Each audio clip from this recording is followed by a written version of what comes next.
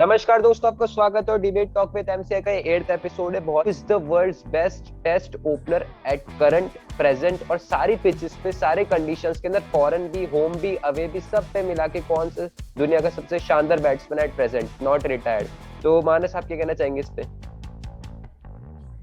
हाँ भाई, अब देखो यार, बात जब वर्ल्ड के बेस्ट बैट्समैन की आती है तो एक खिलाड़ी को आप भूल नहीं सकते हैं यहाँ पे आके। तो लोगों को हिंटी काफी समझदार को इशारा काफी है।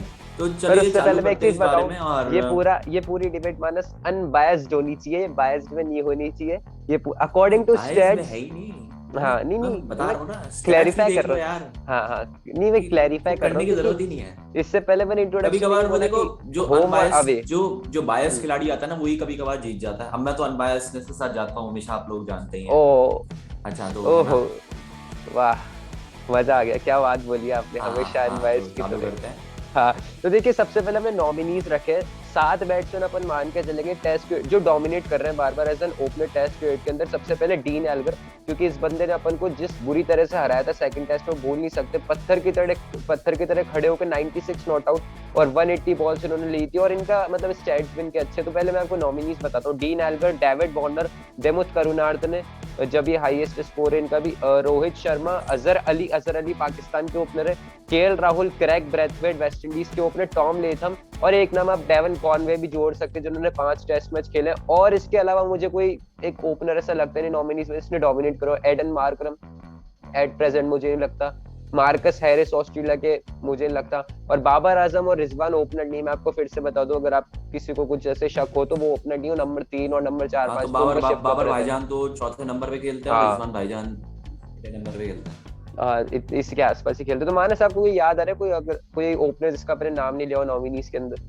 वैसे तो ऑलमोस्ट एक कवर ही है हाँ, डेवन जो कॉनवे का भी ले डोमिनेट लिया करते हमने हैं। जहाँ तक है। हाँ, जो डोमिनेट करते हाँ, हैं। केएल राहुल, मयंक अग्रवाल का भी मैं नहीं देना चाहता भी एट प्रेजेंट भी, क्योंकि अवे सीरीज के सी अंदर उनको चांस सी कम मिला है। It has hmm, changed. आप एक रेगुलर मोमेंटम पे नहीं रख पाते हैं, तो एक रेगुलर हाँ, मोमेंटम पे जो फिक्स कर रखे टीम मैनेजमेंट ने, उसको ही हमने लेके चलते हैं यहाँ पे। इंग्लैंड का जरूर देख सकते हो कि इंग्लैंड का कोई भी एक ओपनर नाम लिया नहीं, लेकिन इंग्लैंड के डोमिनेट ही नहीं कर रहे। जैक क्रॉली, रॉरी बर्न्स, जो अभी एशेज के अंदर घटिया परफॉर्मेंस उनकी आई है, एशेज में भी घटिया परफॉर्मेंस आई है, लेकिन उनके होम ग्राउंड पे अच्छे ही। लेकिन हम अवे की भी बात कर रहे हैं, तो चलो उनके भी अगर ओपनर्स की लिस्ट लेते हैं, जैक क्रॉली हो गए, रॉरी बर्न्स, हसीब अमीद, इनका भी चलो परफॉर्मेंस देखेंगे अपन इंडिया के खिलाफ जो इन्होंने करा। तो सबसे पहले मानस एक काम करते हैं, एलिमिनेट करते हैं पहले 8 9 10 चलो 10 बैट्समैन की लिस्ट है। सबसे पहले आप मुझे बताइए कि किसको हटाना है, और उसका मैं आपको स्टैट बताऊंगा, फिर अपन डिस्कस करके पहले उसको हटाते हैं, और फिर आखिरी के टॉप 3 या देखो 4 सबसे चुनेंगे, पहले उसमें तो से एक चुनेंगे। देखो हम्म, सबसे पहले आता है क्रेग ब्रैथवेट पे। क्रेग ब्रैथवेट मैंने हाँ देखा कि कुछ रिकॉर्ड्स इनके ऐसे देखे हैं मैंने कि कहीं ना कहीं एक वेस्ट इंडीज में जो है इनका स्कोर अच्छे रहते हैं, लेकिन मैंने देखा कि अब बाहर हाँ आते ही अवे में जैसे श्रीलंका के खिलाफ सीरीज खेल रहे हैं, बांग्लादेश के खिलाफ सीरीज खेल रहे हैं, तो इतने इफेक्टिव नहीं बैठ पाते। और हमको देखना इंटरनेशनल अरीना पे जो डोमिनेट कर रहा है, हाँ डोमिनेट खिलाड़ी है वो। अगर श्रीलंका और बांग्लादेश जैसी टीम्स के खिलाफ भी देखो, टीम की पोजीशन अच्छी है, कोई भी टीम बुरी नहीं है, हाँ पर according to the ascending order of dominating the cricket world, तो श्रीलंका और बांग्लादेश उस सूची में थोड़े लो नंबर पे आते हैं। तो अगर उनके खिलाफ भी नहीं चल पाते तो फिर क्रेग, जो टेस्ट टीम है south Africa sorry West Indies की, वो डिपेंडेंट है एक तो शे होप पे, थोड़ा बहुत जैसे हाँ, कह सकते चाहे हैं हो डैरेन ब्रावो इसका पे नाम, भी है। हाँ, ले हाँ, सकते थे क्रैग वो। ब्रैथवेट उस चीज की जिम्मेदारी नहीं ले पाते। क्रैग ब्रैथवेट हम्म, उस चीज की जिम्मेदारी नहीं ले पाते, इस वजह से क्रैग ब्रैथवेट को मैं सूची से आउट करता हूँ। होम रिकॉर्ड्स भी अभी काफी अच्छे नहीं चल रहे, तो क्रैग हम्म। ब्रैथवेट इस सूची से आउट है। और अगर इनके पूरे रिकॉर्ड की बात करें तो 2011 से इन्होंने टेस्ट क्रिकेट चालू करा था। इनके 74 मैचेस के अंदर 4402 रन है, 212 इनका हाईएस्ट है। 32 का एवरेज है, जो एवरेज आपको कम पड़ता है, जो होम ग्राउंड पे ठीक ठाक चल जाता है, लेकिन अवे में वो आपको प्रॉब्लम देता है कि आपके श्रीलंका जाके खेलना हो या किसी और टीम के साथ भी खेलना हो अवे के अंदर, तो वो आपको प्रॉब्लम देता है। तो क्रेग ब्रैथवेट को आप हम दोनों मिलकर हटाना चाहेंगे। दूसरा, अगर कोई बैट्समैन देखे जिसको एलिमिनेट करना हो तो अजहर अली, आपको क्या लग रहा है पाकिस्तान के अजहर अली? अगर इनके स्टैट्स देखे, अगर मैं आपको अजहर इनके अली, स्टैट्स। अजहर अली का देखो प्लेयर कोई बुरा नहीं है, अजहर अली ने काफी अच्छा परफॉर्म किया है हम्म, रिसेंट ईयर्स में। अजहर अली वो अजहर अली नहीं रहे जिन्हें हम पहले जानते थे। अजहर हम्म, अली एक डोमिनेटिंग खिलाड़ी होता था। मैं जानता हूँ इनका एक शायद रिकॉर्ड था, निशान शायद इंग्लैंड या ऑस्ट्रेलिया 302 में भी जाके मार इन्होंने एक चुके हैं। सेंचुरी मारी थी, बहुत शानदार। हम्म, तो जब टीम डूब रही थी ना, उस टीम को मुसीबत से बाहर निकाल के इन्होंने एक जो लहराया था परचम, लेकिन वो 6-7 साल पहले हुआ था आज से। लेकिन रिसेंट ईयर्स में बात करें तो रिसेंट ईयर्स का भी उसमें आता है, इस कैटेगरी में नहीं ले सकते इनको। 2010 से क्रिकेट खेल रहे, 91 मैचेस के अंदर इन्होंने 6721 रन बनाए, 302 नॉट आउट इनका हाईएस्ट है, 42 का एवरेज है और 1834 फिफ्टीज, अच्छा एवरेज रिकॉर्ड है। काफी अच्छा है।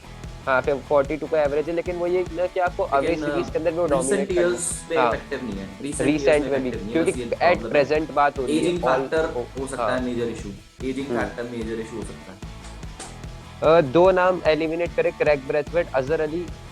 अब इंग्लैंड के ओपनर्स को एलिमिनेट करते हैं, जैक क्रॉली, हसीब अमीर। ये डायरेक्टली मुझे लग रहा है इनका कुछ लग नहीं रहा है, क्योंकि इंग्लैंड के अंदर देखिए हर फील्ड में एक ही गुंडा होता है, तो इंग्लैंड के अंदर वो गुंडा जो है ना ओपनर, वो एलिस्टर कुक ही था। उसके अलावा आज तक ना कोई आया है और आगे देखते हैं आएगा नहीं, लेकिन एलिस्टर कुक था ना, वो तो हर सूची के अंदर आएगा, लेकिन इसके अंदर भाई तो मैं बताऊं ना, सुनो, इंग्लैंड के क्या फिक्स कर रखा है, बॉलर्स में 2-3 गुंडे थे, अभी हैं जो मतलब जेम्स एंडरसन, हाँ, लेकिन वो जो स्टुअर्ट एक ब्रॉडर गुंडा था ना, वो एंड्रू फ्लिंटॉफ था भाई। हाँ इतना अग्रेशन फील्ड पे, इतना शानदार bowler, yorkers to yorkers, bouncer पे बाउंसर, और भाई हर एंगल में इतनी शानदार बॉल डालता था, पर ये इतना वो नहीं है।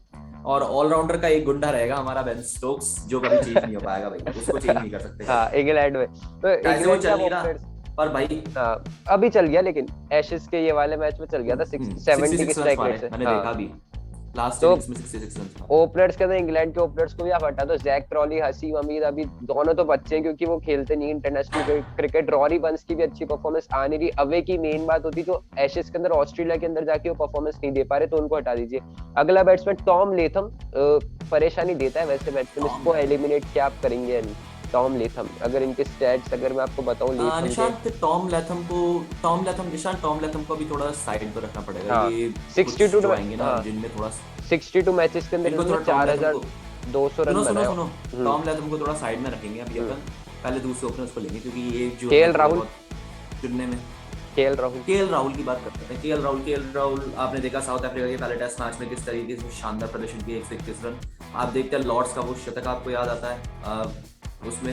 लेकिन ये एक मेजर इशू है जो केएल राहुल के साथ, कंसिस्टेंसी काफी अच्छी केएल राहुल की, पर मैनेज नहीं कर पाते उसको। एक रिकॉर्ड जो है ना वो मैनेज कर पाते हैं, अगर एक में सेंचुरी मार दी ना एक इनिंग्स में, तो दूसरी में फ्लॉप है, हाँ, या फिर दोनों में कभी कंसिस्टेंट नहीं रह पाते। और एक में फिर आपने देखा जैसे पहले मैच में और दूसरे मैच में इंग्लैंड सीरीज के, तो पहले और दूसरे मैच में काफी अच्छे चले, उनमें शायद सेंचुरी आई थी 2 मैचेस में, लेकिन तीसरे और चौथे मैच में एकदम फ्लॉप हो गए। अभी हमने साउथ अफ्रीका वाला मैच देखा, उसमें फर्स्ट इनिंग्स में काफी अच्छे चले, फर्स्ट मैच में काफी अच्छे चले, शतक मारा, दूसरे मैच में थोड़े बहुत फ्लॉप होती हुई दिखी इनिंग्स। तो ये कि एक मैच, तो इनिंग्स की कंसिस्टेंसी काफी अच्छी है, पर मैचेस जब कॉन्सेक्यूटिव मैचेस होते हैं ना, उनकी कंसिस्टेंसी अच्छी नहीं है, एवरेज इनका फ्लक्चुएट करता रहता है। तो इसी वजह से केएल राहुल इस सूची से आउट है अभी, जो करंटली डोमिनेट ही कर पा रहे हैं। और केएल राहुल वो एक केएल राहुल जो है ना एक फिक्स पोजीशन भी नहीं कर पाते, क्योंकि रोहित शर्मा के साथ कौन ओपन करेगा, उसके आपके पास 4-5 दावेदार हैं अभी टीम इंडिया में, जिसमें शुभमन गिल, आपके पास आपके पास केएल राहुल है, आपके पास अगर कुछ नहीं बचता है तो आपके पास फिर पृथ्वी शॉ जैसे यंग ओपनर्स हैं आपके पास, जिनका यूज आप कर सकते हैं। तो काफी ऐसे डोमिनेटिंग खिलाड़ी बैठते हैं इस सूची में, इस वजह से केएल राहुल भी सूची से आउट है, क्योंकि परमानेंट स्पॉट भी नहीं है और इनकंसिस्टेंसी ऑफ कॉन्सेक्यूटिव मैचेस है। कंसिस्टेंसी है इनिंग्स में, लेकिन मैचेस वाली जो कंसिस्टेंसी वो नहीं दिखती मुझे। और इनके स्टैट्स बता तो 2014 से खेले 42 मैचेस के अंदर इनके 2500 रन है, 199 इनका हाईएस्ट जो आई थिंक इंग्लैंड के खिलाफ आया था, 36 का एवरेज हुआ, इनका एवरेज कम पड़ जाता है, 52 का स्ट्राइक रेट है। और जैसे कि कंसिस्टेंसी की बात करें, एवरेज देखो, एवरेज का भी एक रीजन है, एवरेज इसलिए कम पड़ जाता है क्योंकि इस करंट में काफी अच्छी परफॉर्मेंस दे रहे हैं, मैंने बोला है करंटली अच्छी है, काफी अच्छी, लेकिन करंट रिकॉर्ड्स अच्छे हैं, लेकिन जो लास्ट के जो एज एन ओपनर आए थे ना, एज एन ओपनर पिछले कुछ 5-6 सालों में जब से आए थे, मुझे याद है 2014 में ऑस्ट्रेलिया के खिलाफ जो लास्ट इनकी दिसंबर जनवरी में जब सीरीज थी, जब दोनों ने रिटायरमेंट ले ली थी टेस्ट क्रिकेट से साउथ ऑस्ट्रेलिया में, तब से इन्होंने ओपन करना चालू किया था। और एज एन ओपनर हमेशा वो एक सेटबैक, एक अपना प्लेटफॉर्म नहीं बना पाया, बस वही दिक्कत पड़ जाती है, इसलिए इनका एवरेज कम रह जाता है। और टेस्ट ओपनर की बात हो रही तो आपको याद होगा कि इनके एक 100 नंबर 4 या 5 पे भी आई थी, होम में ही आई थी, होम सीरीज के अंदर नंबर 4-5 पे, तो उसको कंसीडर नहीं कर सकते क्योंकि ओपनर की बात हो रही है, उसको भी कंसीडर नहीं कर सकते, इसलिए इनको बाहर रखना पड़ेगा, ये एक मेन रीजन है। अब बाकी बचता है आपके पास Dean Elgar, David Warner, Dimuth Karunaratne, Rohit Sharma और टॉम लेथम, ये 5 बचते हैं आपके पास। इनमें से पहले बताइए। हम दिमुथ करुणा रखने को चलेंगे भाई, जो इजी में जो है जिनको हम दे सकते हैं, और जो बाकी थोड़े नाखून चबा देने वाले जो डिसीजंस देने पड़ते हैं उनको हम थोड़ा बाद में रखेंगे। तो दिमुथ करुणा रखने की बात करते हैं। तो निशांत यार आप ही बताइए इसका क्या करते हैं, दिमुथ क्योंकि मेरा एक करुणार्थ ने सेट आंसर है। इसका देखिए, एक दिमुथ करुणार्थ ने का ये कि इसमें इनकी कोई गलती नहीं है। आईसीसी क्या है कि इनके मैचेस श्रीलंका के, वेस्ट इंडीज, अभी कुछ रिसेंट के बताऊं तो West Indies, Bangladesh and Zimbabwe के, अफगानिस्तान, ये इन तीनों से करवाते हैं। मैं चाहता हूँ कि इनका मैच हो ऑस्ट्रेलिया, इंग्लैंड, साउथ अफ्रीका, तो इनकी कुछ स्टेबिलिटी पता चले कि यार ये बंदा कैसे है खेलने में। उन टीम के खिलाफ तो यार अपना मयंक अग्रवाल भी मार देगा, ये नॉर्मल सी बात है, मयंक अग्रवाल भी मार देगा। हालांकि इनके टैलेंट पे कोई शक नहीं है दिमुथ करुणार्थ ने, की जिस तरह से इनकी परफॉर्मेंस आ रही है, इनके होम ग्राउंड पे इनकी अच्छा ही है अभी रिसेंटली के अंदर, और सेकंड या थर्ड नंबर पे है ये अभी 2021 की पूरी लिस्ट के अंदर। तो इनके साथ यही प्रॉब्लम चल जाती है, तो मुझे इसके अंदर इनकी गलती तो नहीं लगती, लेकिन आईसीसी की लगती है कि आपको या तो बायलैटरल सीरीज करानी थी जिसमें से एक स्ट्रॉन्ग टीम हो और दो थोड़ी सी ऐसी हो, जैसे Sri Lanka West Indies, India Sri Lanka West Indies test cricket के अंदर, तो थोड़ा मजा है। तो उसमें से आपको थोड़ा सा यार मैं दिमुथ करुणार्थ को बाहर रखना चाहूंगा। अवे सीरीज के अंदर इनकी श्रीलंका के अंदर एक है गैले करके ग्राउंड, उसके अंदर इनके कुछ 300 रन ऐसे कुछ भी आए, 244 रन इनके आए थे रिसेंट के अंदर, तो वो होम सीरीज के अंदर तो आ गए। तो अवे के अंदर अगर मैं इनको भेज दूं ऑस्ट्रेलिया के अंदर, सिडनी पे जाके आप खेल के आओ, जब इनका होगा असली टेस्ट, इसलिए मैं इनको बाहर रखना चाहूंगा दिमुथ करुणार्थ ने। मानस आप क्या कहना चाहेंगे? ये तो सबसे पहली बात तो मुझे ऐसे दिमुथ करुणा रखने की लगती है, होम रिकॉर्ड्स काफ़ी अच्छे हैं, और आप जानते हैं किस टीम के खिलाफ है, वो अपन सब जानते हैं। देखो एक तो ये रीज़न है, आईसीसी इनके मैचेस नहीं करवा रहा है, उसमें आईसीसी की गलती है, इनकी गलती नहीं है, हमारी गलती नहीं है कि हम इनको ऐसे लेके बैठे हैं मैचेस में। तो भाई देखो एक तो होम ग्राउंड पे काफ़ी अच्छी, तो होम ग्राउंड के बैट्समैन में होम ग्राउंड अगर डोमिनेटर की बात करेंगे तो दिमुथ करुणा रखने का नाम उस सूची में वन ऑफ द टॉप में रखा जाएगा। लेकिन आप बाहर इतने इफेक्टिव नहीं बैठते। मुझे याद है बांग्लादेश के खिलाफ इनकी सीरीज हुई थी, इनका जो 3 मैचेस है ना, उनमें 20 से ऊपर का भी आंकड़ा किसी एक इनिंग्स में पार नहीं हो पाया था, और एक मैच तो ऐसा आ गया था जिनमें ये 10 से ऊपर का भी पार नहीं कर पाया था, दोनों इनिंग्स में मिला के। तो ये ऐसे है कि अगर आप जो उन सूची में कुछ बिलो टीम्स आती हैं उनके, अगर उन फॉरेन लैंड्स पे जाके भी आप रन नहीं बना पाते हैं, तो वो एक जो दिक्कत मुझे यहाँ पे उस पे लगती है। तो इस वजह से दिमुथ करुणारत्ने इस सूची से आउट है। Home ground dominator Dimuth Karunaratne underrated खिलाड़ी है, और इनको सैल्यूट है जिस तरीके से खेलते हैं। Dean Elgar and Tom Latham, इन दोनों में से देख। डीन एल्गर वही सब अभी खेल रहे हैं। पहले डीन एल्गर की बात करते हैं। हाँ चलो डीन एल्गर की बात। डीन एल्गर की बात ये है, डीन एल्गर की है, डीन एल्गर ओपन करते हुए आ रहे हैं। आप देखते कुछ 9-10 सालों से एक नाम जो ओपनर्स की सूची में साउथ अफ्रीका 2012 से खेल रहे हैं, डीन एल्गर दिखा। हाँ तो डीन एल्गर आपको दिखेगा ही उस सूची में, और काफ़ी अच्छे खिलाड़ी हैं। जिस तरीके का स्टांस है, जिस तरीके की इनकी सेटबैक जो है स्ट्रैटेजी है, वो आप देख लीजिए। और कमबैक में भी डीन एल्गर नंबर 1 मुझे ऐसा लगता है, कोई बुरी बात नहीं होगी उसमें। मैंने अपने दोनों मैचेस जो साउथ अफ्रीका के खिलाफ रहे हैं, जिस तरीके से इन्होंने स्ट्रगल किया है पूरी इनिंग्स में, मतलब इनको चोटें भी काफ़ी लगी है, हमारे इंडियन बॉलर्स किसी को नहीं छोड़ते हैं। तो ये जो है डीन एल्गर ने जिस तरीके का मतलब डटे रहे क्रीज पे, उनका जो एक पूरा एक मोमेंटम और स्ट्रगल जो रहा है पूरी इनिंग्स का, वो खतरनाक रहा है। और डीन एल्गर की बात ही करते हैं। Dean Elgar home ground dominator, again one player with the home ground dominator, क्योंकि अपने घर में चूहा भी शेर होता है, लेकिन ये जो शुरुआत से शेर है, अपने घर में ही शेर है, ये खिलाड़ी चूहा नहीं, इसको क्लासीफाई नहीं करेंगे। लेकिन आप बाहर अवे रिकॉर्ड्स देखें तो ये इंग्लैंड में फ्लक्चुएट करते हुए दिखते हैं। ये इंडिया में आए थे 2019 वाली सीरीज में, तब भी ये इनके साथ ये प्रॉब्लम रही थी। 2015 वाली सीरीज में आप देख लीजिए, तो कहीं ना कहीं ये जो प्रॉब्लम है, ये इस प्रॉब्लम को वापस सॉल्व नहीं कर पा रहे हैं। आप देख लीजिए, ये जब बांग्लादेश के खिलाफ मुझे याद है सीरीज खेलने गए थे, तब भी ये कैप्टन थे वहां पे, कैप्टन की एक इस पोजीशन पे पहुंच गए थे जब ये कैप्टनसी छोड़ने वाले थे। तो एशिया में आके रिकॉर्ड इनके हो जाते हैं। आप यूरोपियन कंट्रीज में जाके खेलते हैं, आयरलैंड के खिलाफ अभी सीरीज थी, वहां पे इतना नहीं कर पाए थे। तो होम ग्राउंड डोमिनेटर की जब बात आती है तो उसमें दिमुथ करुणा रखने के साथ डीन एल्गर का भी नाम आता है। तो मुझे ऐसा लगता है ये एक इनका एवरेज भी निशान शायद काफी उतना बैठ नहीं पाता होगा।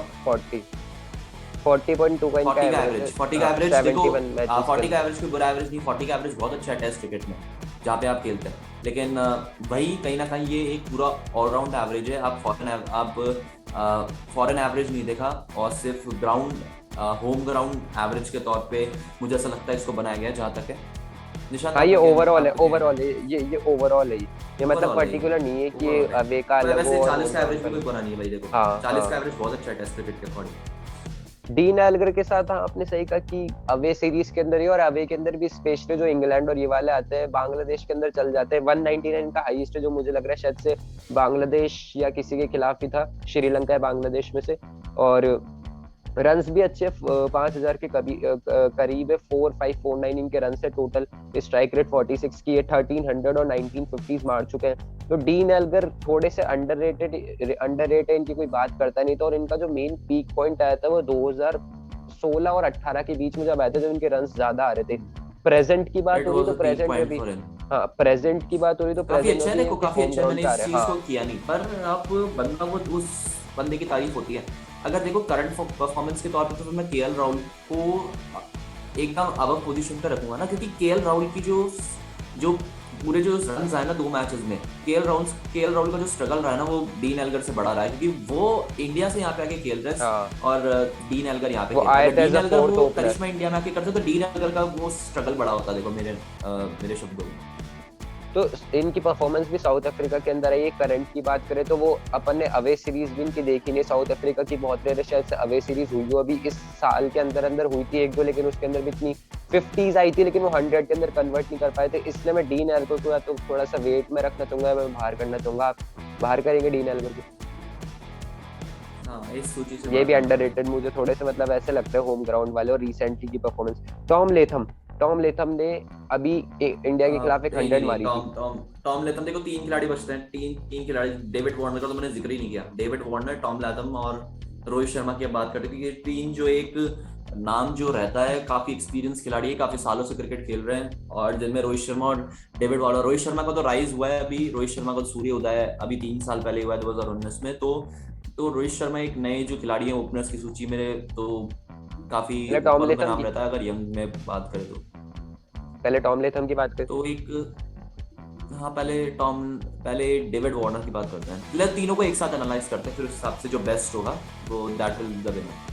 देखो डेविड ठीक है। वार्नर का जो पूरा है ना ओवरऑल, इनके 89 मैचेस के अंदर है ना 7,551 रन इनके हैं, और 335 नॉट आउट, ये हाईएस्ट इनका पाकिस्तान के खिलाफ था। जो 48 का एवरेज है तो बिल्कुल सही है, 49 के लगभग होता है, 48.4। और 72 का स्ट्राइक रेट है डेविड वार्नर का। और प्रेजेंटली बात करें तो एशेज के अंदर इनकी 2 बार 90s के अंदर आउट हुए, 93 और 95। 2 बार और बाकी 90s। हाँ, बाकी इनका थोड़ा अभी इस वाली इनिंग्स के अंदर इनके कम रन बने। तेज खेले थे, 36 रन थे कुछ 32 बॉल्स के अंदर, 38 बॉल्स के अंदर। और सेकंड इनिंग्स के अंदर कुछ 8 रन का आउट हो गए थे। तो इसके अंदर प्रेजेंट में देखे तो क्या देख रहे हैं?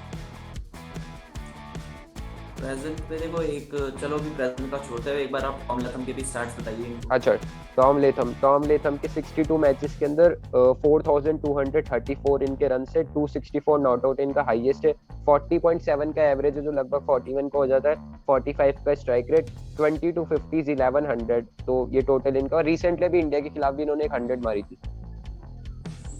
अच्छा, आप देखो रिसेंटली एक इंडिया के खिलाफ भी देखो, आप रोहित शर्मा का भी बता दीजिए, तीनों को एक साथ रोहित एनालाइज शर्मा करेंगे, मैंने बोला था जैसे। रोहित शर्मा 43 मैचेस, रोहित शर्मा के मैचेस कम है। मतलब टॉम लेथम 62 मैचेस खेल चुके हैं, डेविड वार्नर 2011 से 89 खेल चुके हैं, रोहित शर्मा 2013 से खेल रहे हैं और 43 मैचेस ही वो खेले। तो इनका कुछ इंजरी इशू भी रहता है कि सेना कंट्रीज के अंदर, साउथ अफ्रीका वाले अभी इस टूर के अंदर इंजर्ड हो गए, ऑस्ट्रेलिया वाले के अंदर जब मयंक को ओपन करवाया था जब ये इंजर्ड हो गए थे। तो 43 मैचेस के अंदर इनके 3,047 रन से 212 इनका हाईएस्ट है, 46 का एवरेज, 46.9 का एवरेज है, जो आप 47 मान लीजिए इसको लगभग। और 55 का इनके पास स्ट्राइक रेट है, 800 और 1450। तो पहले देखो रोहित शर्मा और टॉम लथम को एनालाइज करते हैं। देखो रोहित शर्मा, देखो मैंने कुछ सुना था कि 62 मैचेस में टॉम लथम के 4,200 कुछ रन है ना, और रोहित शर्मा हाँ के 43 मैचेस में ही वो कवर हो जाते हैं। तो निशान हाँ, देखो एक चीज 3,000 है गैप कि है। दोनों के बीच में अप्रोक्सीमेटली 1000 रन का गैप है, जो कि 9-10 और मैक्सिमम 10 से 20 15 मैचेस का मैचेस में भी गैप है। कवर किया जा सकता है। और 20 मैचेस का हाँ, और गैप है देखो दोनों के। एवरेज में भी रोहित शर्मा का 46.9 है, इनका 40.1 ही रह जाता है, जबकि टॉम लथम कुछ सालों से ओपनर है और रोहित शर्मा का कुछ अभी राइज हुआ है क्रिकेट में।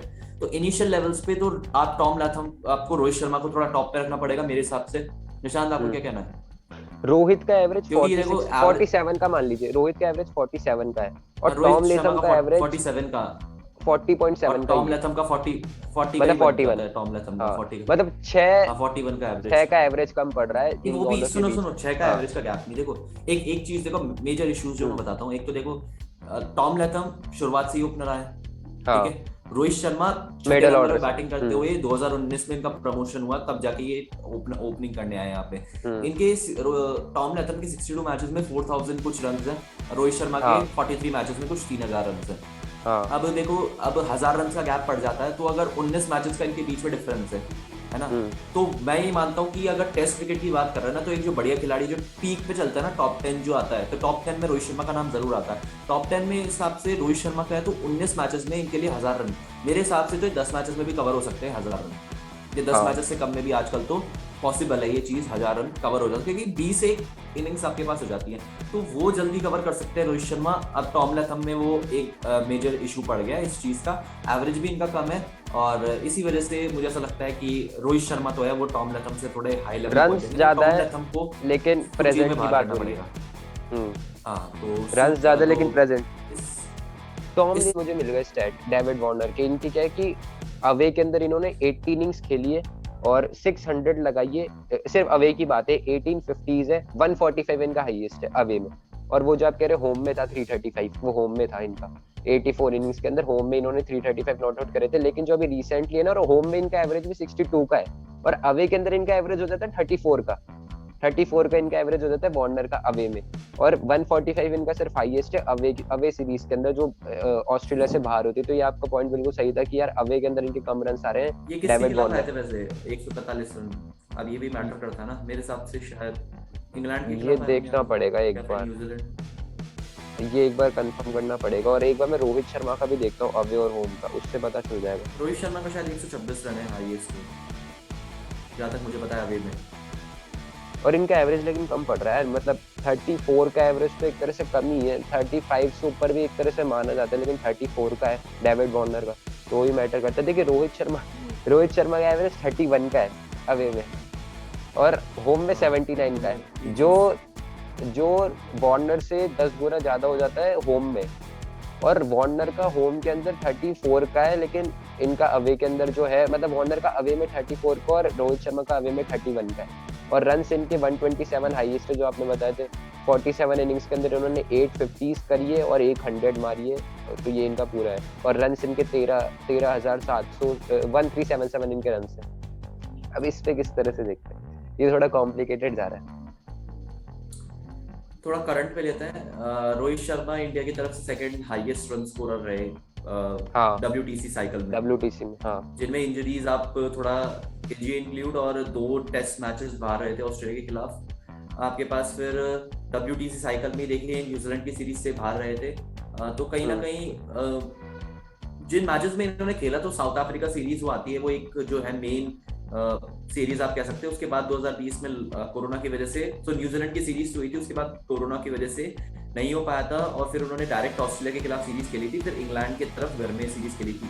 तो देखिए वही 3 सीरीज खेल के इन्होंने बड़ी बड़ी टीम के खिलाफ, जिसमें साउथ अफ्रीका आती है, जिसमें आपके पास ऑस्ट्रेलिया आती है, और जिसके आपके पास इंग्लैंड आती है, तो इन बड़ी टीम्स के खिलाफ खेल के इन्होंने WTC के सेकंड हाईएस्ट रन स्कोरर बने थे इंडिया की तरफ से। पर मानस, अगर मैं आपको होम अवे देख के बताऊं ना, तो इस सब साफ साफ है ना, ऐसा लग रहा है रेशियो में इसके अंदर, अगर मैं आपको नहीं, अगर आपको टॉम लेथम का भी इंक्लूड करूँ ना, तो साफ साफ लग रहा है कि वार्नर इस रेस में थोड़ा पीछे जा रहे हैं। टॉम लेथम का अवे के अंदर एवरेज है 36.89, 37 का इनका एवरेज है अवे में, और होम के अंदर 46 का है। 154 इनका हाईएस्ट है अवे में, और होम में 264 नॉट आउट। 58 इनिंग्स खेली है अवे के अंदर, 500 मारी, 13 50s मारी है, जो आपके होम से भी एक गुना ज्यादा है। होम के अंदर इनकी 600 और 950s है, और वो अवे के अंदर हो जाती है 13। तो इसको देख के वार्नर मुझे नहीं लग रहा कि अभी एट प्रेजेंट हो पाएंगे। अगर इनका रेशियो, मुझे लग रहा है जो दिक्कत आ रही है वार्नर की, वो अवे में ही आ रही है। अवे का 31 के अंदर 31 का एवरेज, रोहित शर्मा का, और 34 का है। बॉर्डर में मैंने देखा, जब आपको लगता है 31 का एवरेज है, वो प्रीवियस रिकॉर्ड्स के बेसिस पे भी है, लेकिन करंट में आप देख लो 2019 का आपके पास एशेस का परफॉर्मेंस आया, जिसमें 8 से 9 बार इनको स्टुअर्ट ब्रॉड ने अकेले ही आउट किया है। 2019 के तो इनका हाईएस्ट ही पूरे 54 रन ही थे, बिल्कुल पूरे एशेस के अंदर बनाए नहीं थे, 0-1-1 ऐसा हाँ आउट हो रहे थे वो दो इनका। हाँ, वो स्टुअर्ट ब्रॉड ने पूरा खेल खत्म कर दिया था इनका 8-9 इनिंग्स में। जब भी देखो अभी इस आते हैं तो एशेस, फिर अब होम। इस एशेस के अंदर ये कि होम पे है, अब इसके अंदर तो रन आ रहे हैं लेकिन ये होम पे है, तो इस वजह से मैं बाहर करना चाहूंगा डेविड वार्नर को। इनके जिस तरह से अवे के रन अच्छे से आ नहीं रहे और एवरेज, अब ये मेन गेम टॉम लेथम और मैं डेविड पहले पूरा वार्नर का। इसका स्टेटमेंट देके करूंगा, इसको एक तो स्टेटमेंट देके पूरा बात करूंगा। सबसे पहले एशेस का रिकॉर्ड ले लो। एशेस में मुझे नहीं लगता कि अवे में जब ये इंग्लैंड में हुआ है एशेस, तब तक मुझे ऐसा लगता नहीं कि इन्होंने कुछ खास प्रदर्शन किया है। एक भी एक 50 नहीं आई सेंचुरी थी। फिर भी शायद दिन के नाम। नहीं नहीं, सेंचुरी भी नहीं थी तो इनकी 2019 2019 में। सेंचुरी भी नहीं आई, तो नहीं। मेरे हिसाब से अभी में तो आप ले ही नहीं सकते। फिर इंडिया में आते हैं, इंडिया में आते हैं इनके रिकॉर्ड्स आप जानते हैं कि किस तरीके से इंडिया में कुछ खास चले नहीं है डेविड वार्नर, आप जानते हैं इस चीज़ को। हाँ हाँ तो हाँ, कुछ हाफ सेंचुरीज वगैरह जरूर आई रिसेंटली। होंगी, पर मुझे तो पर सेंचुरीज मुझे रिसेंटली में याद नहीं, पहले हुए होंगे पर रिसेंट में मुझे याद नहीं कि कोई सेंचुरीज हुई होगी इनकी। न्यूजीलैंड के खिलाफ आप देख सकते हैं, न्यूजीलैंड के खिलाफ घर में हुए थे सीरीज। ऑस्ट्रेलिया का भी न्यूजीलैंड में नहीं जाता, मुझे ऐसा लग याद है। ऑस्ट्रेलिया और साउथ अफ्रीका का मुझे याद है कि 2018 में जब बॉल टेम्परिंग वाले केस में फंसे थे, तब उसके बाद से डेविड कोई वार्नर ने खेले वहाँ ही पे नहीं। फर्स्ट या सेकंड मैच में जाके वहाँ पे इन्होंने सेंचुरी मारी थी, वहाँ पे फर्स्ट और सेकंड मैच में, जो कि बॉल टेम्परिंग थर्ड वो उसमें हुई थी थर्ड मैच में, लेकिन फर्स्ट और सेकंड मैच में इन्होंने वहाँ पे जाके सेंचुरी मारी थी। तो एक मेजर टीम्स के खिलाफ जो इनका रन मारने का रेशियो है ना वो कम हो जाता है अवे में। इस वजह से इस सूची से इनको बाहर करना पड़ेगा डेविड वार्नर को, अनफॉर्चुनेटली। अभी मेन गेम है ना, अपन टॉम बात लेथम करें को कितना ही बाहर कर लेते लेकिन टॉम लेथम अंदर ही रहना चाहते हैं। तो टॉम लेथम पे क्या कहना चाहेंगे, क्योंकि जिस तरह से इनके अवे के एवरेज भी 37 का है जो रोहित शर्मा से ज्यादा है, और 13 इनकी 50s है, 500 है और 154 हाईएस्ट है, जबकि रोहित का हाईएस्ट 127 है। अब निशान सुनो, अब कुछ फैक्टर्स को है ना ध्यान में रखना। कुछ फैक्टर्स में बता रहा हूँ। ये तो हो सकता है, देखो एवरेज में तो कंपैरिजन कर नहीं सकते, आपके पास 6-7 का कंपैरिजन हो जाता है अब इसमें है ना, मैं एक ही कंपैरिजन करना चाहूंगा। आप जो इनिंग्स है ना वो देखो कि मैच विनिंग कौन सी है, मैच विनिंग कौन सी है वो। ऐसे नहीं कि आप किसी नॉर्मल टीम के खिलाफ खेल रहे, बांग्लादेश और न्यूजीलैंड का चल रहा है और फर्स्ट बैटिंग आपकी और आप चलते जा रहे हैं, वो एक जैसे एक मैच विनिंग हो गई आपकी लॉर्ड्स वाली। मैं मैच विनिंग मैच मैं गिनाता हूँ मैच विनिंग। रोहित शर्मा की गिनाता हूँ, वही मुझे जो याद रहता है वो मैं गिना दूंगा।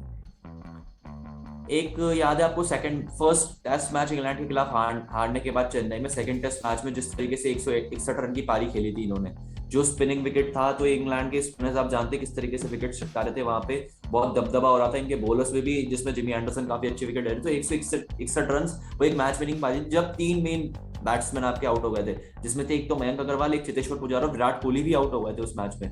तब इन्होंने आके उस टीम को संभाला और वहां पे जाके एक बड़ा स्कोर की नींव खड़ी करी और वो मैच हमने जीता था।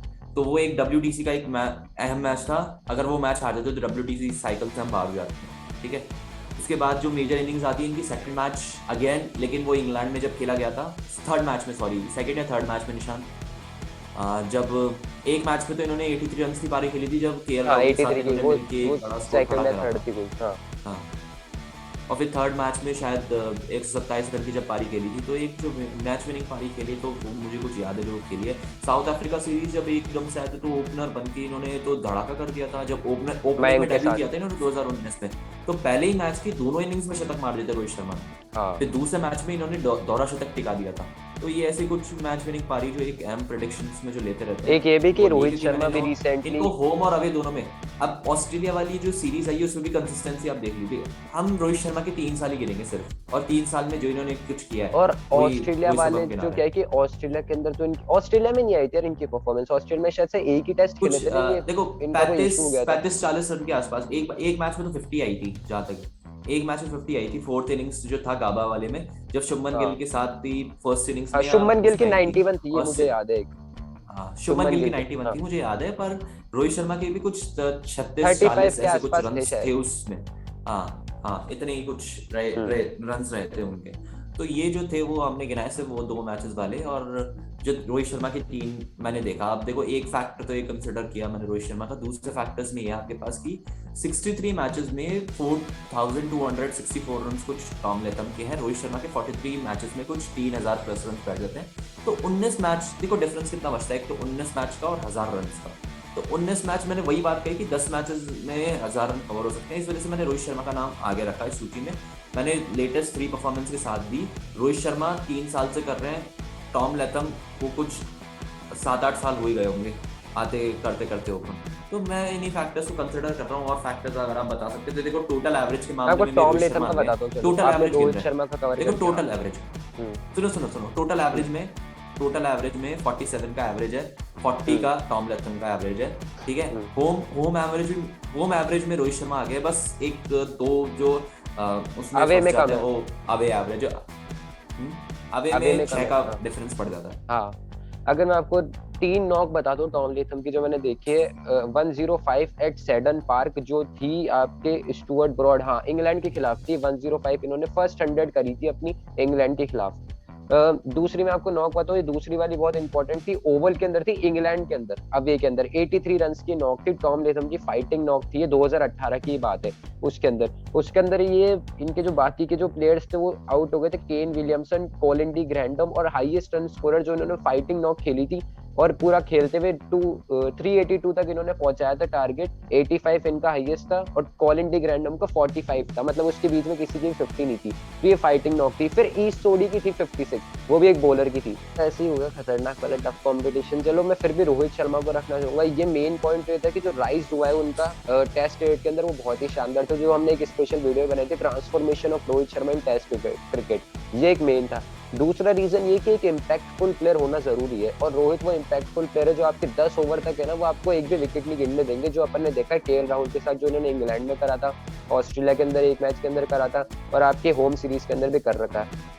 तो और टॉम लेथम को देख के आपको मतलब लगता नहीं कि मुझे भरोसा है इनके ऊपर, वैसा जैसे रोहित शर्मा को आपको देखते हुए लगता होगा। तो ये मेन रीजन से आप रोहित शर्मा को रख सकते हो। और रोहित शर्मा का जो परफॉर्मेंस है, जैसे WTC जो मेन टूर्नामेंट है उसको भी काउंट करना पड़ेगा, जिसके अंदर शायद से इंडिया के लिए सेकंड हाईएस्ट या हाईएस्ट रन स्कोरर थे टेस्ट क्रिकेट के अंदर। तो चलो मैं रोहित शर्मा के साथ जाना चाहूंगा इस बेसिस पे। हालांकि टॉम लेथम भी कोई बुरी चॉइस नहीं है, WTC जीते हैं अरे भाई टॉम लेथम पसीने के भी। छूट जाते हैं यार, टॉम लेथम भी बुरी चीज नहीं, पसीने लेकिन छूट जाते हैं सोचने में। हाँ इतनी ठंड हो सेकंड रही है नंबर पर पे। फिर भी थोड़े बहुत हाँ हार्ट बीट थोड़ी बहुत तेज हो जाती है। भाई किसको चुने यार, देखो प्लेयर्स तो सारे बढ़िया हैं। तो आप लोग भी कमेंट करके जरूर से बताना आपके क्या ओपिनियन। लेकिन रोहित शर्मा को हमने जिस तरह से देखा है ना, उनका एक अलग ही गेम दिखते हुआ है। एक गलती वैसे रोहित की लगती है, वो फिटनेस पे ध्यान नहीं रखता। अगर उनकी फिटनेस बराबर हो ना तो ये इतनी मेहनत भी नहीं लगती, आराम से उनके पता चल जाता है। क्योंकि साउथ अफ्रीका के अंदर वो खेल रहे थे, अगर फिटनेस नहीं होती, ऑस्ट्रेलिया का टूर खेल रहे थे, फिटनेस सही होती, तो ये फिटनेस की दिक्कत रहती। फिटनेस सही होती ना तो यहाँ पे इतनी जरूरत भी नहीं पड़ती कि यार इतना काउंट करो, फिर तो आराम से एक नॉर्मल आइडिया भी जाता है। उनके मैचेस भी कम है, रोहित की 43 है। तो अभी मैं रोहित शर्मा को रखना चाहूंगा। रिसेंटली प्रेजेंट बात हो रही है, प्रेजेंट ईयर के अंदर रोहित शर्मा और टॉम लेथम सेकंड पे। नंबर 3 पे मैं डीन एल्गर को रखना चाहूंगा। फिर नंबर 4 पे आपके डेविड वार्नर और आपके दिमित करुणारथे, वो पूरा मिलके जो आपका लाइन में हो जाएगा। तो मानस आप कुछ कहना चाहेंगे आखिरी के अंदर? इतना मुश्किल लगी इसको करने में, आप लोग भी कमेंट करके नहीं, जरूर से बड़ा बताना सारे मजा व्यूअर्स। आया। देखो भाई मजा भी आया, कुछ टफ चीज़ों में कभी कभार मजे भी आते हैं। तो मुझे तो काफ़ी मजा आया इसको चुनने में, और काफ़ी वो रहा। पर भाई ये है, जो सातों ओपनर्स हमारे लिए जिनको भी हमने चुना है काफ़ी अच्छे ओपनर्स हैं। जिस तरीके से अगर उनको रिप्लेस तो नहीं कह सकता, पर हमको बेस्ट आउट ऑफ बेस्ट चुनना था, इस वजह से जो है हमको ये डिसीजन लेना पड़ा।